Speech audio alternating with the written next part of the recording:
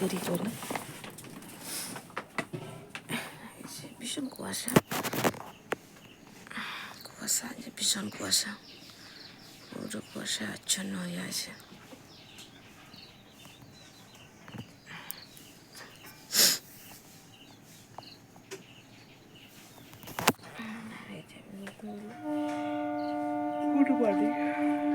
চলো আছে হাত লাগানো যাক। নমস্কার, নমস্কার, নমস্কার।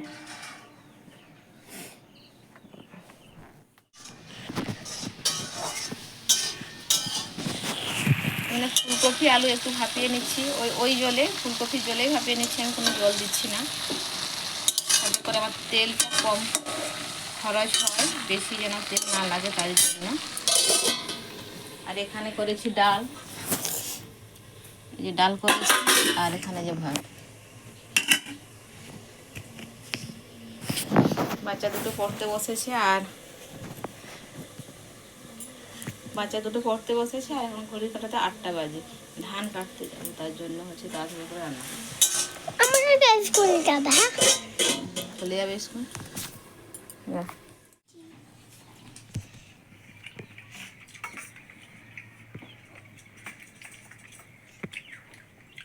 নটার সময় খাচ্ছি। কটা বাচ্চা দিদি? 9টা। কেন? ডাটা কোন আছে? তরকারিটা কে এখন খেতে বলো? দিরাচ্ছে।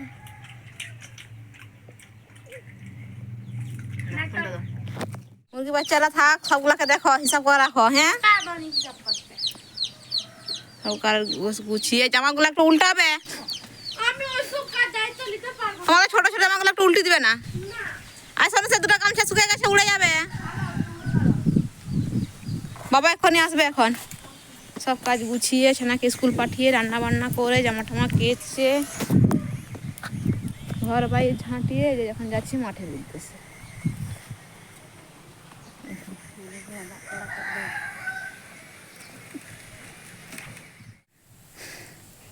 এই যে এসেছি ধান জমি, এই যে এই একটা জমি আর এই একটা জমি ধান কাটা হবে। এতটা কাটটা, মানে এতটা শাশুড়ি মা আর বর কেটে দিয়ে গিয়েছে, এখানে ছোটদি ভাই আর আমি করে কাটবো। তো চলো ততক্ষণ কাটি, তোমরা থাকো, সঙ্গে থাকো, পাশে থাকো, আমরা ধান কাটতে থাকি। জলে বোতল নিয়ে এসেছি। কত্তা মশাই কাটছে, আর একটু হলেই কাটা শেষ। এই যে ওই যে বোতলের ওপাশ থেকে কাটতে লেগেছি, ঠিক আছে, 11টা 15 থেকে লেগেছে, এখন 45 এতটা হয়েছে।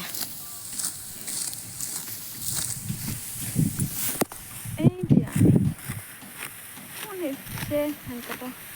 চলো ধানটা কেটে নেই।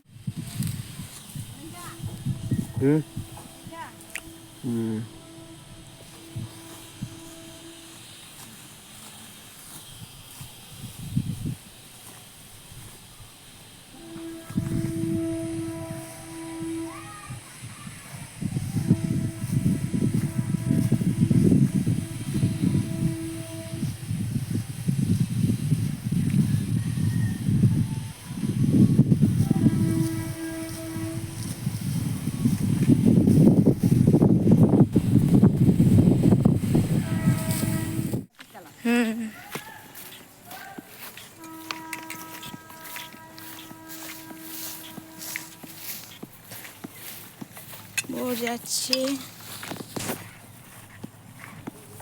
বউ পিছনে যাচ্ছে। এই যে পেস্তা, জলের বোতল। ধান কাটা হয়ে গিয়েছে, স্নান করবো বাড়িতে গিয়ে স্নান, ডাইরেক্ট স্নান করে নেবো। দিদি আর মা করে আসছে। ওই যে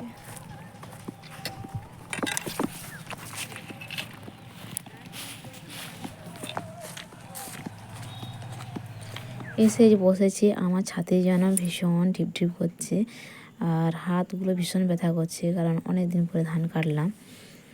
আমি ছোট থেকে কিন্তু কোনো কিছুই, মানে চাষের কোনো কিছুই কাজ জানতাম না, আর বা করতামই না। আমার বাবা কিছুই করতে দিত না। জানতাম না যে শ্বশুর ঘরে এসে এই একদিন সময় আসবে আমাকে করতে হবে। জানি না বিধাতার লেখা আর আমার কপালে কী আছে, সেটাই হচ্ছে।